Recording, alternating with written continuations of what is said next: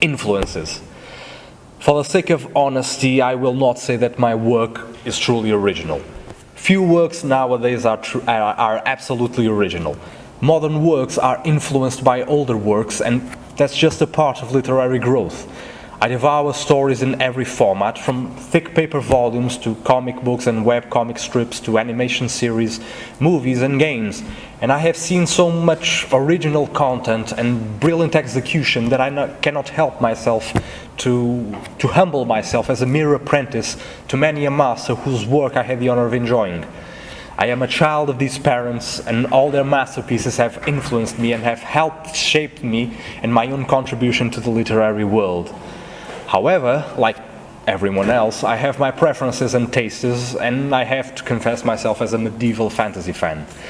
Lord of the Rings was a great initial inspiration and revived the old Dungeons and Dragons hunger I always had in me. I also appreciate Norse mythology, and given that Tolkien's work is largely influenced by it, I couldn't help using both as a basis. From the get-go, I had decided there would be different races and that elves would be present. Maybe not as an ever-abundant race, but present. And Tolkien's work was fundamental in establishing the feeling I wanted. I hope I was successful in that endeavor. I created a few other races, but I will admit that their origin, according to lore, is far more interesting and original than their physical characteristics themselves. The House of Arganos makes mention of the races and provides a few examples, but as a tribe, a nation, or people, they will only have their own highlight in future volumes. I am a Frank Herbert fan, the creator of the Dune saga, and I hold him as my favorite writer so far. His text is complex, philosophical, and challenging. I have thoroughly enjoyed the Dune saga, and though I had no complaints regarding how his son, Brian Herbert, provided an ending to the saga, I can only imagine how it would have ended if Frank was alive to finish it himself. I also enjoy Bernard Cornwell and his historical adaptations, and I should suggest his Warlord Chronicles for those who fancy the notion of Arthurian legend with balls. Christie Golden and Mercedes Lackey compete for my third favorite.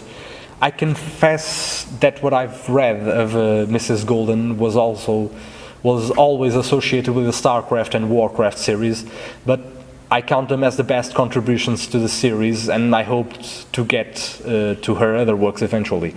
As for Mrs. Lackey, I am a fan of her Valdemar series, and hope to read a lot of her future works of that theme. I am also a Japanese animation fan, and you will surely find subtle, or not so subtle, Easter eggs pertaining to several titles.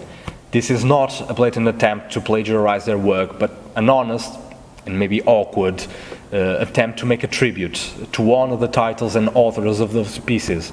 You will see, for example, the similarities between the Colossus of Goliath and the Gaimalefs from Vision of Scaflon series. You will likely accuse me of stealing off Final Fantasy ship battles, when the true influence was Last Exile, also an anime. But I admit the similarities.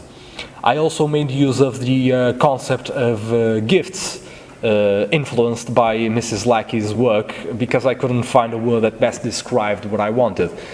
I really hope that she doesn't sue me or breaks the chair on my back. But if it comes to a matter of choice, I prefer she breaks a chair on my back, since I don't really have the money to be sued. As for the dark humor riddling the dialogue throughout the story, I have Dungeon Keeper to thank for most of that, which reminds me my compliments to Richard Ridings, the voice actor to the mentor of the game and respective sequel. I also recommend the Looking for Group comic strip by Ryan Sommer. I hope I pronounced it right. I find it a hilarious saga that pokes the Dungeons and Dragons right in the ribs. From comics, I am a fan of X-Men and Deadpool, but I read everything that comes to my hands, including Japanese manga.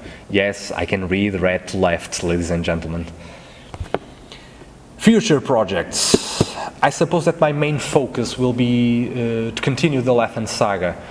From its beginning, from the first part of the House of Arganos to the arguable end either in Abyss or Broken Wings.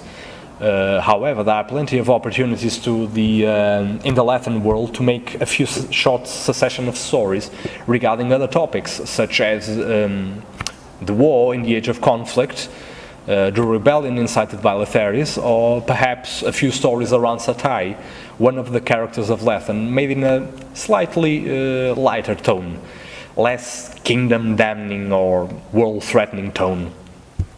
Still in the same world, I am going to make a compendium of annexes, something along the lines of condensed lore, written in the form of letters from one character to another, or reports and memoirs written by characters in a manner that discusses events, theories, history in a way that complements the main Lethen story, though indirectly as a supplement. I also have a few ideas for projects outside the Lethen saga, but for now they are nothing more than ideas.